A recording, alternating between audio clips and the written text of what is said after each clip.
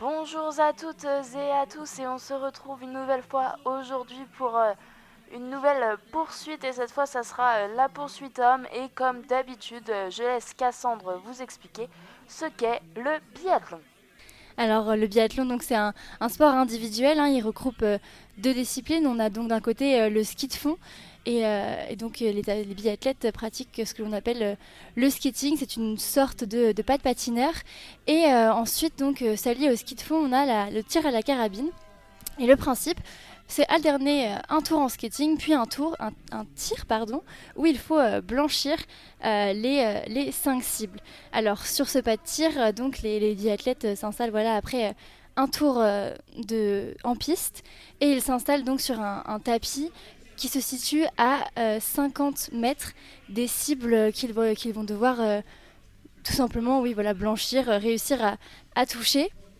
Alors il existe deux types de tirs. On a le tir couché où les biathlètes vont s'installer donc à plat ventre sur leur pas de tir avec voilà, les jambes ouvertes et en tenant leur carabine de leurs mains fortes, voilà, la main droite ou la main gauche.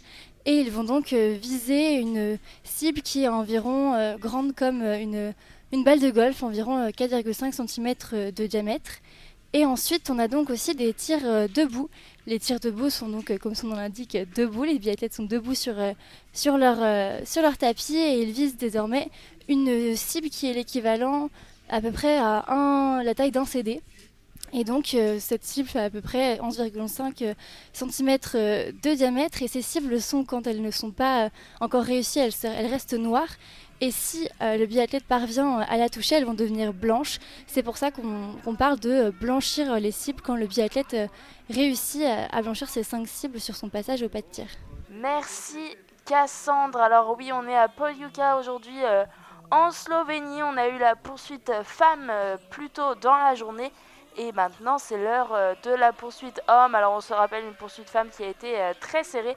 Alors que du côté des hommes, c'est beaucoup moins serré ce départ. On rappelle la poursuite, c'est chacun part avec les écarts qu'il y avait après le sprint qui a eu lieu vendredi pour les garçons, donc hier. Et Johannes Beu a 48 secondes d'avance sur le deuxième. Et le deuxième, c'est qui? C'est Tarjei Beu, son frère, les Beu qui dominent le sprint, qui ont dominé le sprint et qui peuvent vraiment dominer cette poursuite, même si en troisième position, on aura Sturla Laigrid à 56 secondes derrière Johannes Beu. Trois Norvégiens au poste et au podium, pardon, et ça va être une course qu'on voit déjà gagner pour Johannes Beu, on ne va pas se mentir, avec 48 secondes d'avance sur son frère. Le Norvégien prend une belle option sur la victoire. 48 secondes pour Johannes Beu, c'est 3 erreurs. Donc il a de la marge, on va dire, le Norvégien qui, on le rappelle, est leader du classement général, leader du classement de la poursuite, même s'il est à égalité avec Sturla Laigrid. Sturla Laigrid qui, si jamais grosse malperformance de Johannes Beu et grosse performance de Sturla Laigrid, peut réussir à aller chercher ce maillot rouge. Après, pour finir, on va faire le top 6. Donc, Johannes Beu, première position, Tarjei Beu en deuxième, Laigrid, Benedikt Doll, l'Allemand, a fini quatrième, Krachmar a fini cinquième et Thomas Giacomel a fini sixième. Le premier français, c'est Quentin Fillon-Maillet en neuvième position, 1 minute 21 derrière Johannes Beu.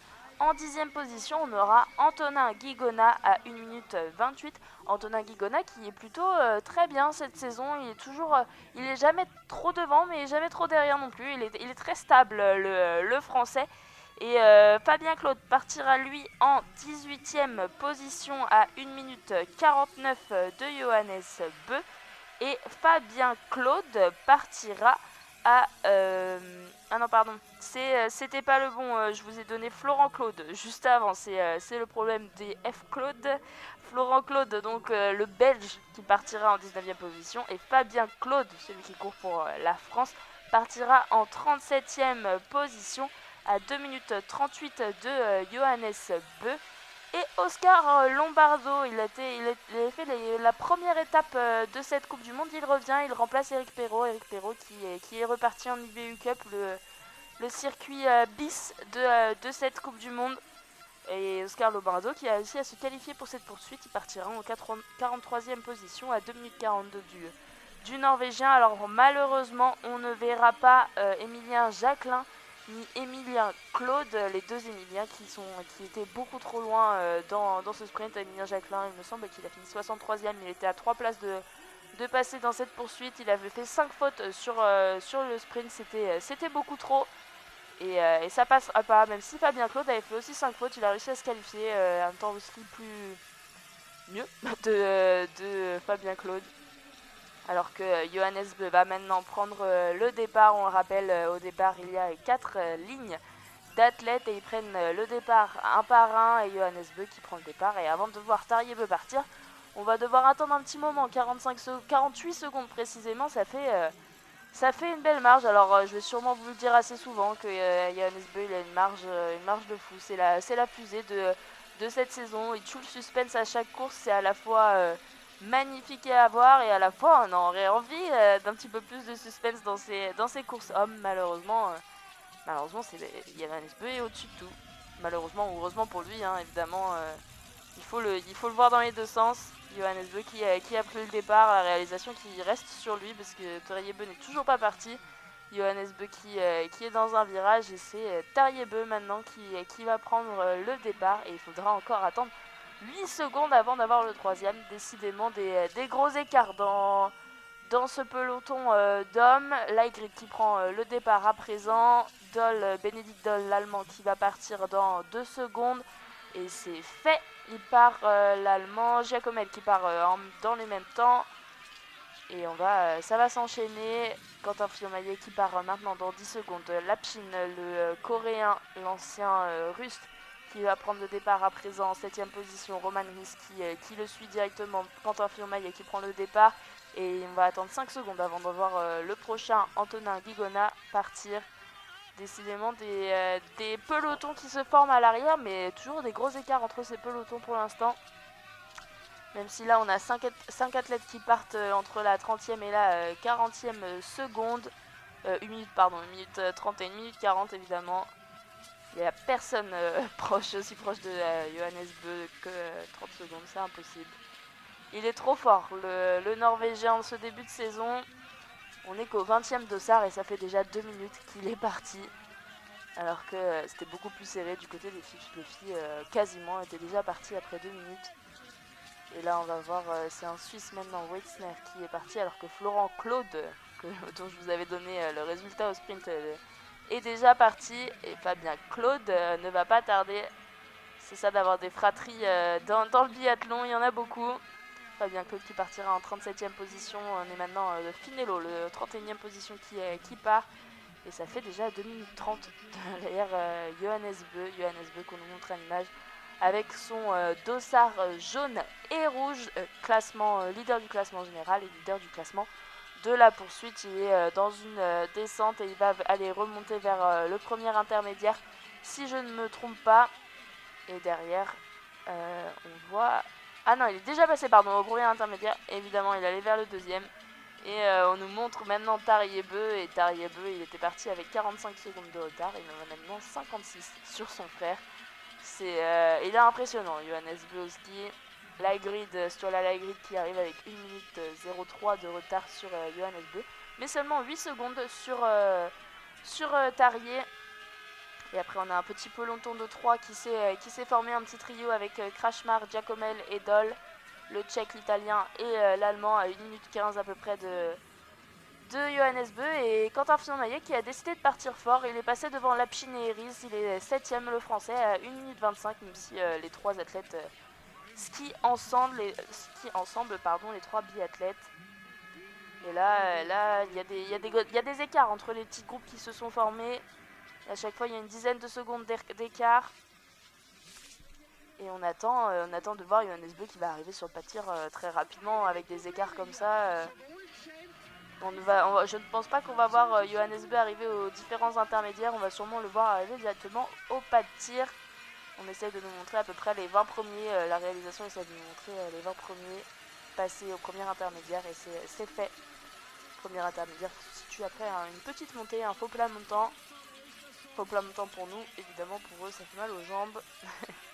Et on les voit après, ça continue de monter.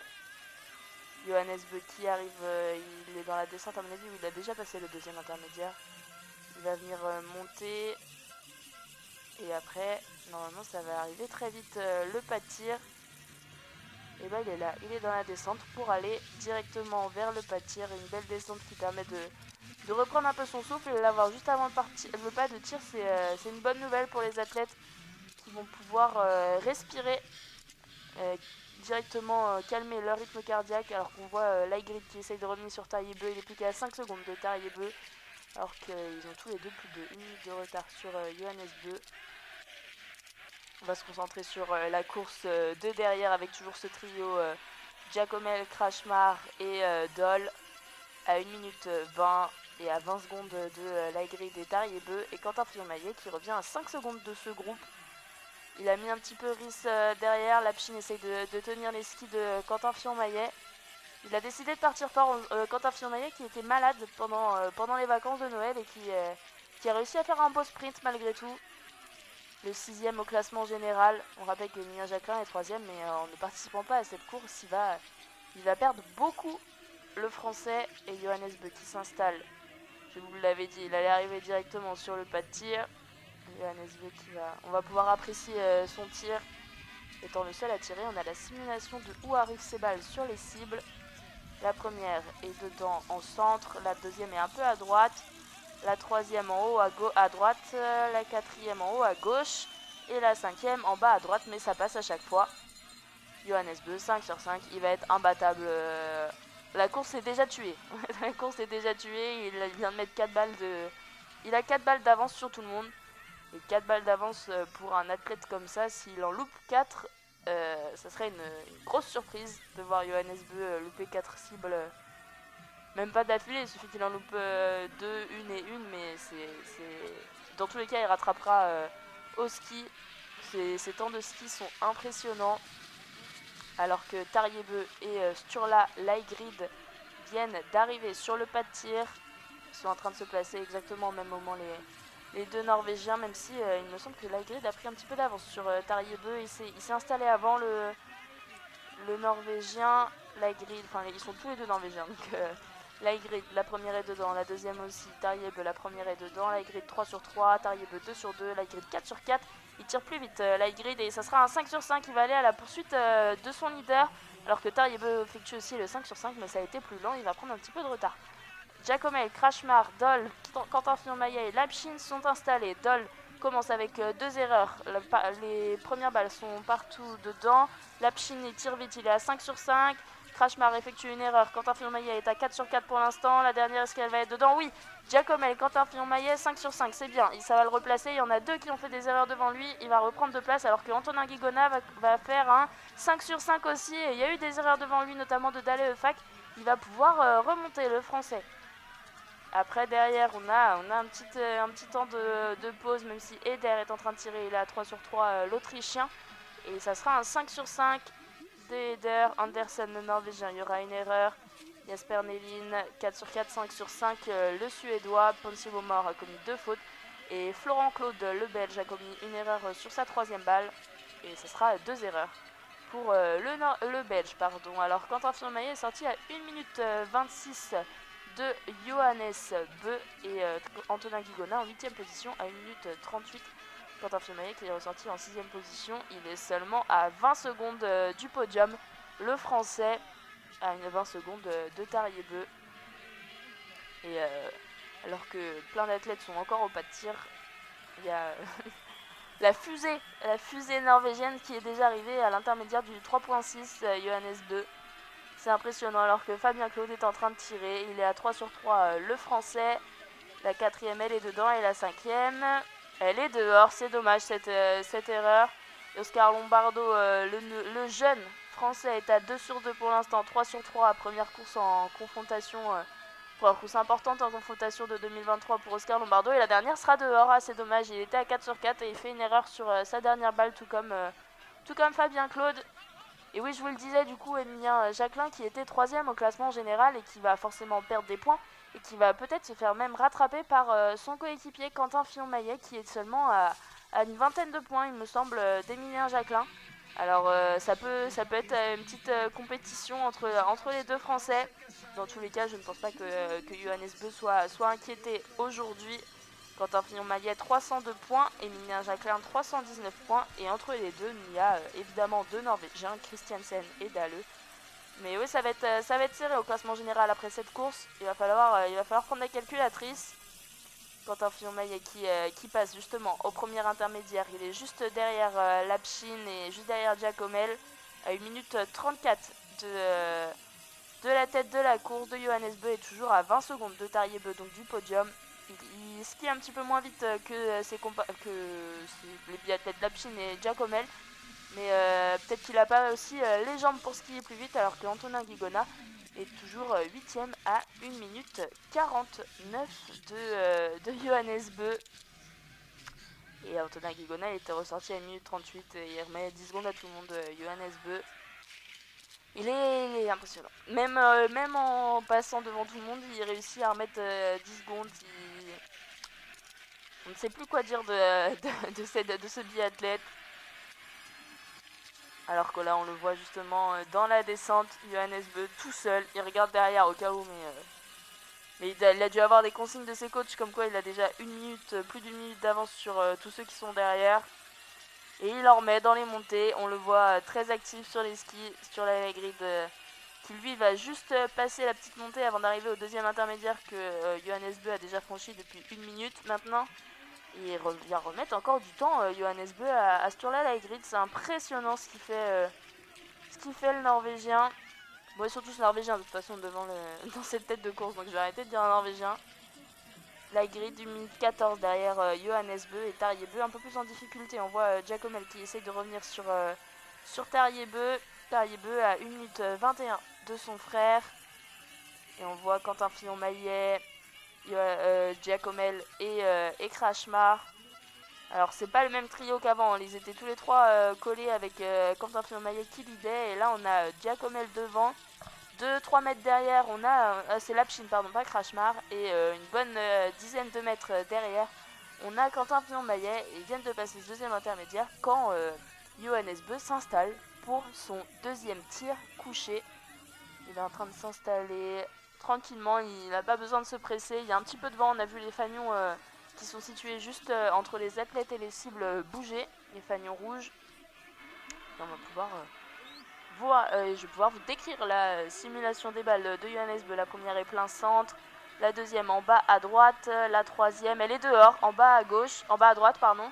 La quatrième elle est dedans et la cinquième est en plein centre. Il y aura une erreur, mais ça va. Même Johannes Beu en partant même s'il avait 1 seconde de retard d'avance sur le deuxième et qu'il faisait une erreur, il était toujours devant parce qu'il va plus vite que tout le monde, ce qui peut mettre 1 minute à tout le monde. Sur la grid qui lui arrive tout juste sur ce pâtir dans la descente avant le pâtir, il est même pas en train de traverser les cibles. Alors c'est pour vous dire l'avance que Johannes Beu a. Là on voyait un grand plan de haut où Johannes Beu venait de sortir de son anneau de pénalité quand Sturla Grid venait juste de rentrer à la 30e cible et il faut qu'il aille jusqu'à la 2e cible pour pouvoir tirer. C'est impressionnant cette avance de Johannes Beu, même s'il va peut-être en perdre un peu si sur la grid ou Tarjei-Bø fait un 5 sur 5. Mais c'est... Il n'y a pas de mots. Alors que sur la grid est installé, Tarjei-Bø est en train de s'installer. Johannes Beu est déjà loin. La grid, la première, elle est dedans. La deuxième aussi, c'est un bon rythme pour l'instant sur les deux premières balles. La troisième est dedans. La quatrième aussi et la cinquième, elle sera dedans. Il va pouvoir essayer d'avoir une 50aine de secondes de retard sur Johannes Beu. Tarjei-Bø 3 sur 3, alors que Lapchin a commis une erreur, ça peut faire une place en plus pour Quentin Fillon-Maillet. Tarjei-Bø 5 sur 5, Lapchin il est à 2 sur 3, Giacomel il est à 5 sur 5, Quentin Fillon-Maillet 5 sur 5. C'est bien, ça va faire une place en plus pour le français. C'est comme ça qu'on grappille dans une poursuite avec les erreurs devant. Faut grappiller des places et il faut être parfait. Faut garder le 5 sur 5 et c'est ce qu'il a fait. Il est maintenant à 10 secondes de Tarjei-Bø, le podium. Antonin Guigona, malheureusement, qui commet une erreur sur sa première balle. Il est à 2 sur 3, le français 3 sur 4. Et la cinquième sera dedans. Alors devant lui ça a commis des erreurs aussi, Rhys a fait une erreur, Krashmar en train de faire 2 erreurs, c'est bon, 2 erreurs ça sera tout pour lui. Christiansen par contre, le Norvégien, fait un 5 sur 5, décidément ces Norvégiens, ils sont très très forts. Alors j'aimerais bien vous tenir au courant des résultats des autres Français, où est-ce qu'ils étaient aux intermédiaires. Je vais vous chercher ça. Fabien Claude est 37ème. Donc il avait gardé son numéro de dossard après le premier tir. Et Oscar Lombardo, il devrait pas tarder à arriver maintenant sur le deuxième tir. Les deux Français, Oscar Lombardo qui est 44ème à 3 minutes 30 de Johannes Beu. Il a perdu une place sur le premier tir. Et on va se concentrer maintenant sur le deuxième tir. Il n'y a pas beaucoup d'athlètes qui sont déjà partis de ce pas de tir, seulement 20 athlètes. Là on va suivre le tir de Florent Claude, le Belge. Et Fabien Claude en même temps, les deux frères qui tirent ensemble. Fabien Claude est à 2 sur 2, 3 sur 3 pour le français. 2 sur 2 pour 3 sur 3 maintenant pour le Belge. 5 sur 5 Fabien Claude et Florent Claude est à 4 sur 5. Est-ce que la dernière sera dedans? Et non, elle sera dehors.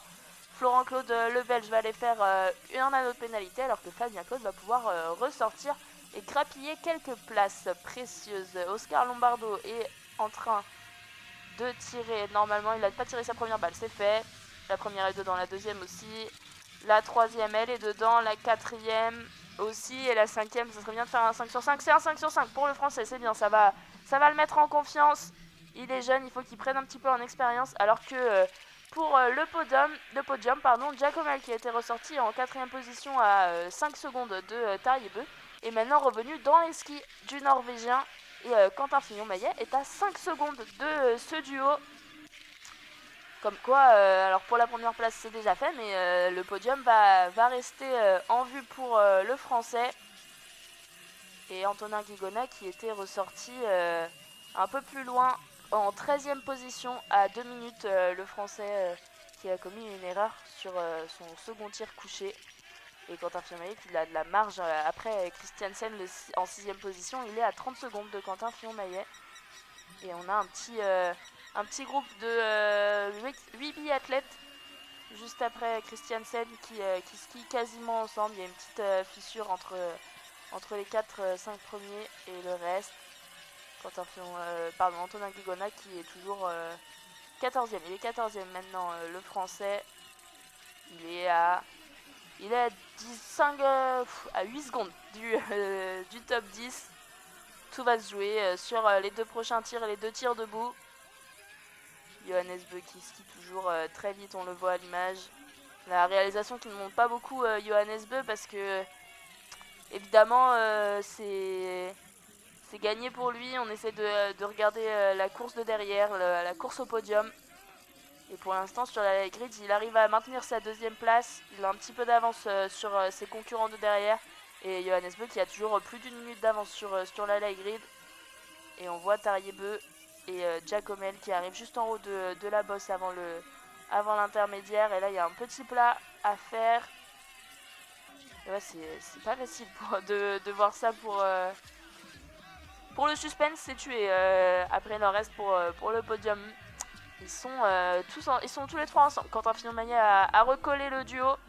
Il est maintenant dans les skis et c'est Tarjei Bø qui emmène ce trio.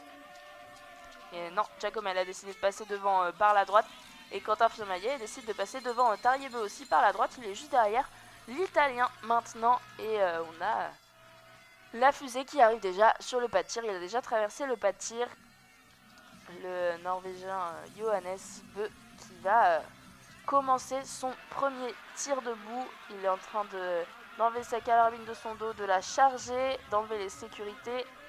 C'est bon, elle est placée. L'œil est placé dans le viseur. Et c'est parti pour Johannes Bø. La première est dehors, bien à droite. La deuxième est en haut à droite, mais ça passe. La quatrième en bas à gauche, ça passe. La quatrième au centre. Et la cinquième au centre, ce sera une belle erreur sur sa première balle qui était 3-4 cm à droite. Et après c'était parfait. Mais comme je vous l'ai dit, il a beaucoup trop de marge. À part s'il nous fait un 0 sur 5 sur le dernier tir. il devrait remporter cette course. Et encore une fois, sur la grid arrive sur ce pas de tir. Et Johannes Beu est déjà en train de ressortir de son nano de pénalité. Sur la grid qui est en train de s'installer. On l'a vu enlever les lanières de ses bâtons de ses mains. Et maintenant, il est en train de mettre sa carabine devant. Pareil, il la charge. L'œil dans le viseur. Le coude sur la hanche. Et c'est parti pour sur la grid. La première à droite, mais elle est dedans. La deuxième en haut, elle est dedans. La quatrième à droite, elle est dedans. La cinquième est bien à gauche, elle est loupée. Et la dernière, elle est en haut, loupée aussi. Quentin Fillon-Maillet peut revenir en deuxième position. Avec Giacomel et Tarjei-Beu, les trois sont en train de tirer.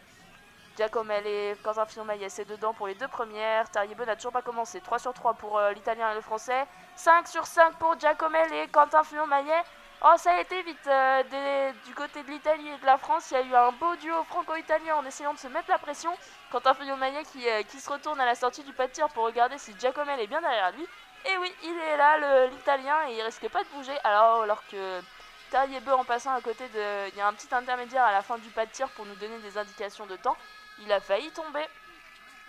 Tarjei-Beu qui ressort 5 secondes derrière le duo franco-italien.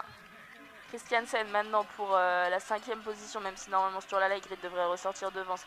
Christiansen commet une faute, donc Sturla Grid devrait ressortir bien devant Sturla Grid qui ressort maintenant avec 25 secondes de retard sur Tarjei-Beu à 30 secondes du podium. Christiansen, ça sera seulement une faute. Antonin Guigona qui va commencer son tir. Lapchin, Eder, Dalle, Hardweg, Ries, pour l'instant il tire et il n'y a pas d'erreur, sauf Eder qui vient de commettre une évidemment. Jasper Nélin, le Suédois en commet une, et Antonin Guigona, ça sera 5 sur 5 pour le Français. On n'a pas vu la simulation balle par balle, mais tout est affiché en blanc. Donc c'est bon, il a blanchi toutes les cibles. Et Fabien Claude qui vient aussi s'installer. Antonin Guigona qui ressort en 10ème position à 1 minute 58 de Johannes Beu. Fabien Claude qui va commencer son tir. Si on fait un 5 sur 5 sur un debout, ça peut faire remonter très vite, mais pareil, des petites erreurs. Et vous pouvez redescendre très rapidement. Fabien Claude qui commet une erreur. Une erreur pour Fabien Claude. Ça a commis des erreurs devant lui aussi. Même si derrière lui, Bionaz, l'italien, est-ce qu'il va faire un 5 sur 5, donc ça va lui permettre à l'italien de remonter une place. Est-ce qu'on va voir le tir de Oscar Non, je n'ai pas l'impression. D'ailleurs, je ne vous ai pas dit ce qu'il avait fait au deuxième tir, Oscar. Oscar Lombardo, il a fait un 5 sur 5. Ah bah si, je vous l'avais dit. Au deuxième tir, et du coup, ça lui a permis de remonter en 38e position. On a la simulation de son tir à l'écran. Je vais pouvoir vous l'indiquer. Pour l'instant, il n'a pas commencé à tirer. Il tire en même temps que Florent Claude, le Belge. La première est dehors pour Oscar Lombardo. Florent Claude est à 3 sur 3. 2 erreurs déjà pour Lombardo. 5 sur 5 pour Florent Claude, le Belge. Et ça sera un 3 sur 5 pour Oscar Lombardo qui va aller tourner. Giacomel et Quentin Fillon-Maillet qui ont réussi à garder une distance avec Tarjei-Beu. C'est 5 secondes de retard que Tarjei-Beu a sur le duo. Il n'arrive pas à les combler, alors que Sturla Grid essaye de tout donner sur les skis pour essayer de rattraper ce duo, ce trio. Il est en 5ème position pour l'instant, mais le podium n'est pas joué du tout. Tout peut jouer pour le Norvégien Sturla Grid. Et derrière, il y a un gros groupe de 8 biathlètes une nouvelle fois, avec dedans, il me semble, Antonin Guigona. Et ouais, on voit les biathlètes où il y a un gros écart entre la 5ème et la 6ème place. Il y a plus de 20 secondes d'écart maintenant. Antonin Guigona qui est en train de leader la partie de son groupe. Ils se sont divisés en deux, les 8 biathlètes. Il y a une partie 4 à droite, 4 à gauche. Et Antonin Guigona est sur la partie droite de la piste en train de leader 4 autres biathlètes. Ils sont à 2 minutes de la tête de course et à 40 secondes du podium. Ça peut le faire avec des grosses erreurs devant, ça peut permettre de jouer au moins pour la cérémonie des fleurs. Cérémonie des fleurs, je vous le rappelle, c'est les 6 premières places. Et ça fait aussi, ça compte aussi pour les points. Antonin Guigona qui est plutôt bien placé dans le classement général. Johannes Beu qui arrive, lui, sur le pas de tir pendant qu'on voit Giacomel et Quentin Fillon-Maillet et ils cèdent les deux. Ils skient ensemble. C'est pas l'un contre l'autre. Le but c'est de garder Tariebeu le plus loin possible jusqu'au pas de tir. Le faire un petit peu, lui faire mal, lui faire skier vite, le faire s'essouffler pour après qu'il loupe des balles sur ce pas de tir, sur ce deuxième tir debout. Et ouais, il y a toujours il y a 6 secondes d'écart, non toujours 5 secondes d'écart entre Tariebeu et Quentin Fillon-Maillet et Giacomel. Tommaso Giacomel. Et on ne voit pas sur la ligne d'arriver derrière Tariebeu, il doit toujours avoir un petit écart. Il n'a pas réussi à le combler sur les skis, alors que sur la ligne est très rapide. C'est l'un des seuls qui pouvait se battre face à Johannes Beu en ce début de saison. On rappelle que c'est seulement la 4e étape. Johannes Beu qui arrive sur ce pas de tir déjà. Il a passé la moitié des cibles. Il est en train d'enlever ses bâtons. Il a préparé sa carabine. Et Quentin Fillon-Maillet et Tommaso Giacomel toujours en train de skier, toujours dans le tour. Johannes Beu qui a mis sa carabine devant. Il est placé maintenant, l'œil dans le viseur. Et on va pouvoir voir la simulation de ses balles. L'impact, de ses balles. La première, elle est dedans, elle est plein centre. La deuxième, un peu en bas. La troisième, plein centre. La quatrième, en haut à droite, où c'était limite. Et la cinquième, elle est encore plus limite à gauche. Un beau cordon. Il a eu deux grosses chances sur ces 2 dernières balles. 2 grosses chances. Bon, faut la provoquer, la chance. Et puis même s'il les avait mises dehors, il aurait été premier. Il est content, Johannes Beu. On l'a vu un petit peu exprimer sa joie à la fin de ce tir. Alors là, maintenant, il va falloir jouer pour le podium. Quentin Fillon-Maillet, Tommaso Giacomel. C'est important pour Quentin Fillon-Maillet d'avoir un maximum de points. Finir deuxième, ça serait bien. Ça pourrait permettre de passer 3e au classement général, juste derrière sur la light grid. Alors Quentin Fillon-Maillet, Tommaso Giacomel qui s'installe, Tariebeu qui n'est pas trop loin derrière. On lui passe les carabines devant, c'est armé pour Quentin Fillon-Maillet qui va tirer en premier. Ils peuvent se mettre la pression les deux et ça peut les faire craquer tous les deux. C'est Giacomel qui a tiré en premier et voilà, Quentin Fillon-Maillet, la première est dehors. Giacomel, la 3e est dehors. La 4e est dehors aussi pour Giacomel, alors que Quentin Fillon-Maillet, ce sera un 4 sur 5. Il va devoir aller faire son tour très très vite s'il ne veut pas se faire rattraper par Tariebeu, le français. Tariebeu qui met un petit peu de temps à tirer, mais il est très fort au tir, le norvégien. 3 sur 3, 4 sur 4 et la dernière est dehors, ça sera un 4 sur 5. S'il n'y aura pas de redoublé Beu, comme on avait pu le voir sur le sprint. La Grid par contre qui peut en profiter pour remonter sur le podium, même s'il vient juste de s'installer et qu'il y a un bel écart avec les biathlètes de devant. 2 sur 2 pour la Grid, 3 sur 3. Quentin Fillon-Maillet qui ressort. C'est la 2e place normalement assurée, même si la Grid a fait un 5 sur 5 et il va être un petit peu à ses chaussures avec une quinzaine de secondes de retard. Bon, ça devrait le faire pour Quentin Fillon-Maillet et la 2e place. Ça va lui faire du bien aux Français de ressortir 2e. Et là, Tariebeu et Light Grid qui ressortent à 1 minute 33 tous les deux. Ça va être un beau duel pour cette 3e place. Ça fait plaisir de revoir Quentin Fillon-Maillet sur un podium. Il est revenu en forme, même s'il a été malade pendant les vacances. Il a réussi à nous montrer qu'il était toujours là. Antonin Guigona qui commet 2 erreurs sur ce dernier tir debout. Dommage. Il aurait pu remonter. Il y a eu des erreurs de Doll, Ries, Dalleux. Lapchine fait un 5 sur 5, Christiansen 5 sur 5, Hardbeck 5 sur 5. Tous ceux qui ont fait un 5 sur 5, ils vont jouer pour la 6e place. C'est-à-dire la cérémonie des fleurs. Et on attend de voir le tir des autres Français. Et ouais, la réalisation qui s'attarde à nous montrer Johannes Beu évidemment. Alors sur le dernier intermédiaire, juste avant le dernier tir, Fabien Claude était 22e, il a remonté 15 places le français et pour l'instant d'ailleurs il est en train de tirer, il est à 4 sur 4 et il est à 5 sur 5, c'est bien ce qu'il fait Fabien Claude, il va bien remonter dans ce classement, il était parti loin.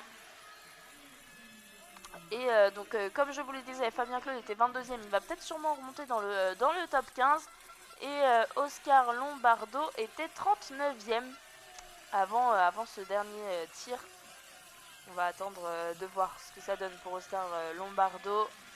J'attends aussi de voir la sortie de Fabien Claude. Fabien Claude qui ressort 16e à 3 secondes devant lui. Roman Ries 15e. Il peut finir dans le top 15. Ça serait beau de voir 3 Français dans le top 15. Antonin Guigona est ressorti 14e.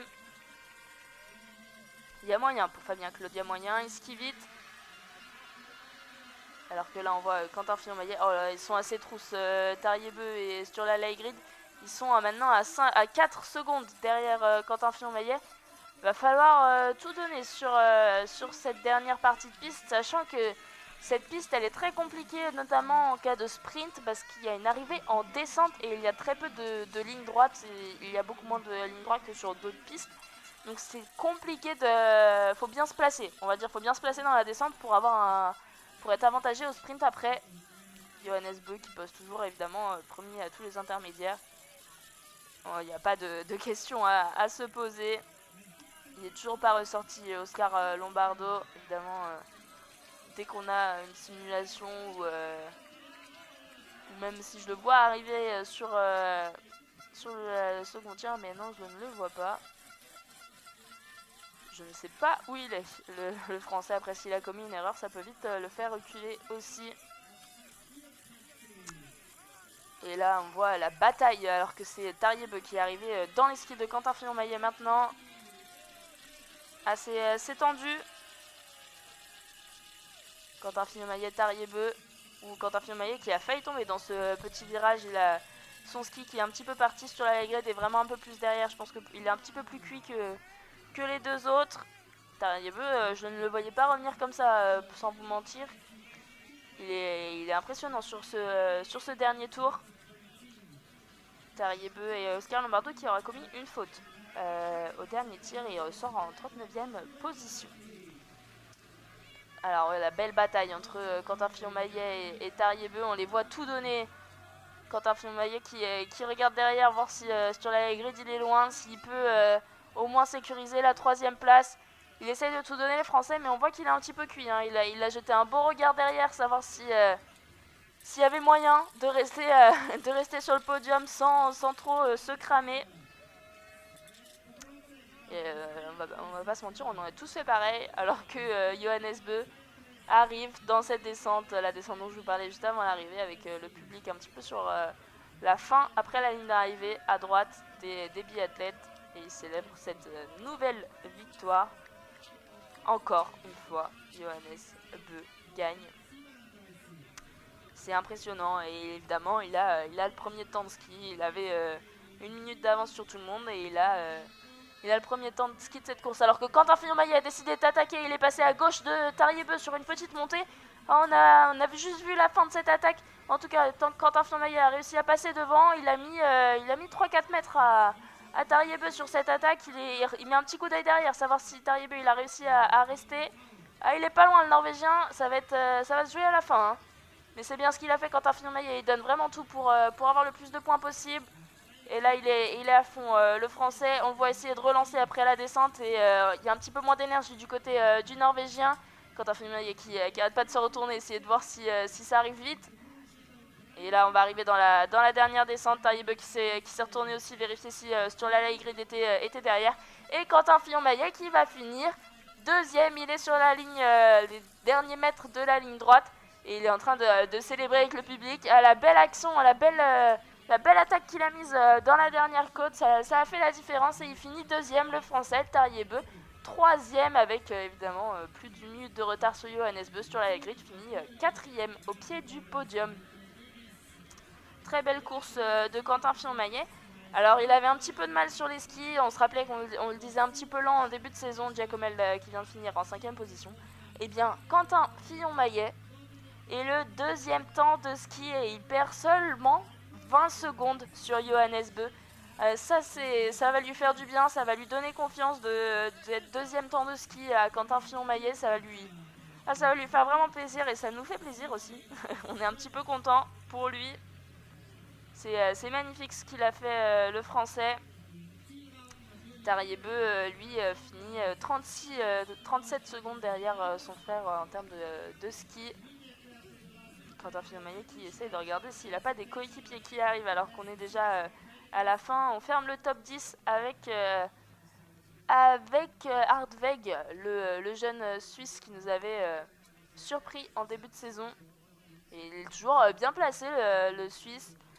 Bénédicte Doll qui finit en 11e position. Et derrière, c'est Antonin Guigona qui vient finir 3e juste devant. Ah non, c'est Fabien Claude. Tiens, Fabien Claude qui a fait une belle remontée et qui finit 13e.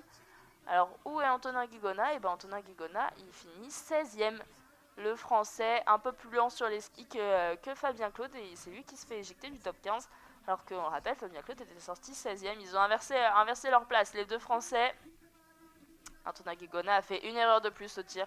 3 erreurs aujourd'hui pour Antonin Guigona et seulement 2 pour Fabien Claude. Et seulement une seule pour Quentin Fillon-Maillet. On va attendre l'arrivée de tous nos Français. Où est Oscar Lombardo? Il ne devrait pas trop tarder à arriver.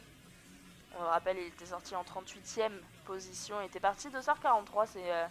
C'est une belle remontée quand même pour un jeune français. En espérant qu'il a réussi à garder cet écart sur les skis.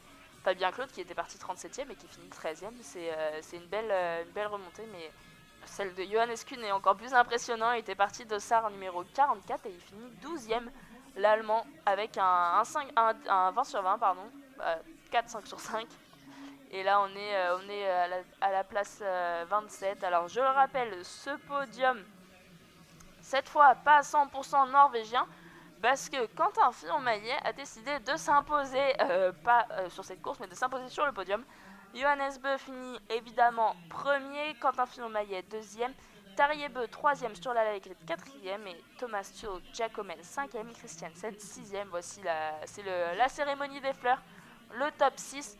Et normalement, il me semble, si je ne dis pas de bêtises, que Quentin Fillon-Maillet devrait bien remonter au classement général. S'il n'est pas 3e, il devrait finir dans le top 4. Parce que Dallé a fini derrière lui et il y avait un seul point d'écart, donc il reprend forcément une place. Et il me semble que Christiansen a fini 3 places derrière et que ça suffira pour passer devant lui. Et évidemment, Emilien Jacquelin n'ayant pas participé à cette course, il n'a pas mis de points. Oscar Lombardo qui a fini en sprint pour le beau jeu et il finit en 38e position, le français. C'est beau de voir les jeunes se montrer en équipe de France. Et ben voilà, c'est la fin pour aujourd'hui, c'est la fin du biathlon pour ce week-end aussi. En liste de description en tout cas, il y aura des relais mixtes demain, mais qui ne sont pas audio commentés. On espère que vous avez aimé participer, non pas participer, pardon, ne participez pas heureusement pour vos jambes, mais vous avez aimé nous écouter. On se retrouve évidemment à la prochaine étape, la semaine prochaine, pour du biathlon et encore plus de biathlon. Bonne journée à tous.